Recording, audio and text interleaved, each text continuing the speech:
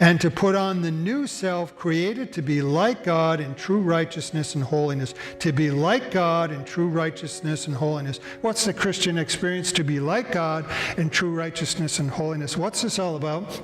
To be like God in true righteousness and holiness. What was the purpose of the cross? For you and me to be like God in true righteousness and holiness. What's the purpose of this place? For you to be like God in true righteousness and holiness. Nothing else really matters. Everything else is secondary to that. And the quality of God that responds really to omniscience and omnipotence.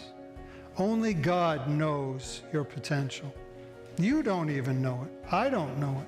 Only God really knows it. And he says, you have enough potential that he'll die for you. And in his omnipotence or his power, that only God has the power to make use of that potential. You don't. You don't. You cannot, in all your effort, live up to your potential. 2 Timothy 1 in chapter 1 says, I know whom I have believed. This is Paul speaking. And I am convinced that he is able to guard, that is, God is able to keep what I have entrusted to him, my potential, until that day. You can't do it, but he can. It doesn't come from more effort. It comes from more surrender. This is what is involved in this. And then, of course, it's only logical that if this transformation should be taking place, it will be visible.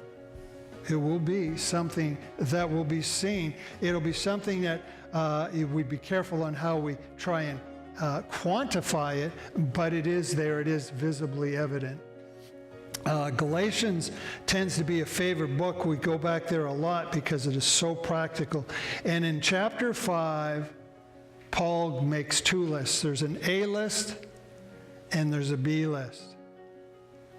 And in the A list, he sets it up like this. He says, for the flesh desires what is contrary to the spirit, and the spirit what is contrary to the flesh. The flesh and the spirit, the flesh, which doesn't mean this. He's talking about the natural street kid that is in all of us, the fallen nature, the sinful nature. Now here's some things from list A. The acts of the flesh are obvious: sexual immorality, impurity, hatred, discord, jealousy, fits of rage, selfish ambition, dissension, factions, and envy. And as he mentions all these things, he ends up by saying this: I warn you, as I did before, that those who live like this will not inherit the kingdom of God. But I haven't missed a Sunday of church. Will not inherit the kingdom of God. I pass out tracts every Saturday. Will not inherit the kingdom of God. Anyone who lives A-list. Anyone who is A-list.